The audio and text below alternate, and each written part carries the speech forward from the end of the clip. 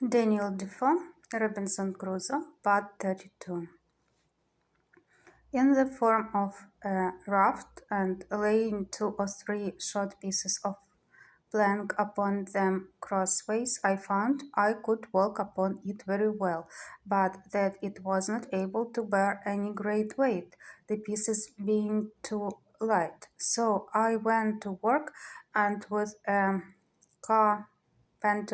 carpenter's saw, I cut a spare topmast into 3 lengths and added them to my raft with a great deal of labor and pains.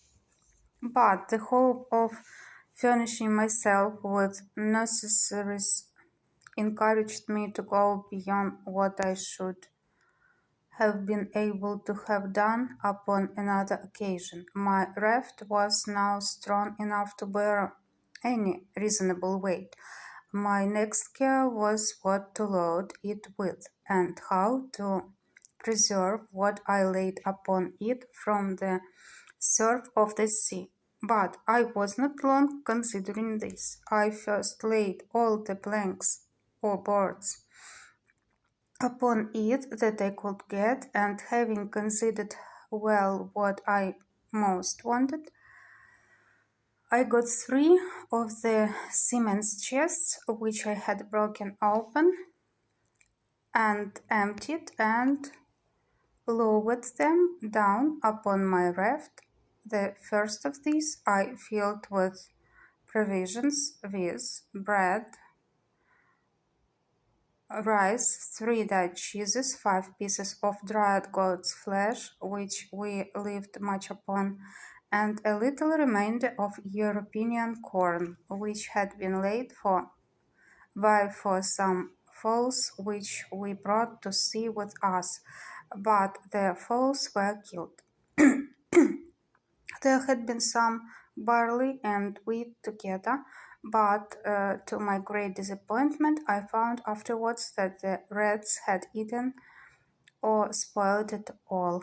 As for liquors, I found several cases of bottles belonging to our skipper, in which were some cordial waters, and in all above 5 or 6 gallons of rack. These I stowed by themselves, there being no need to put them into the chest, nor any room for them. While I was doing this, I found the tide begin to flow, though very calm, and I had the mortification to see my coat, shirt, and waistcoat, which I had left on the shore upon the sand, swim away. As for my breeches, which were only linen and open knit, I swam on board in them, and my stockings. However, this set me on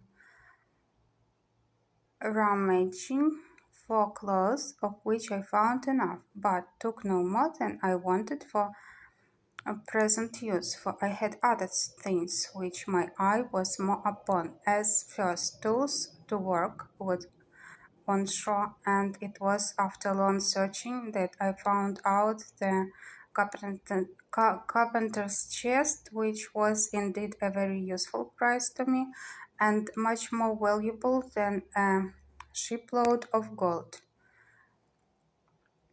would have been at that time. I got down to my raft, whole as it was, without losing time to look into it, for I knew in general what it contained. My next care was for some ammunition and arms. There were 2 very good fowling pieces in the great cabin and 2 pistols. These I secured first with some powder thorns and a small bag of shot and 2 old rusty swords. I knew there were 3 barrels of powder in the ship, but knew not where our gunner had stowed them. But with much search I found them, 2 of them dry and good, and 3rd had taken water.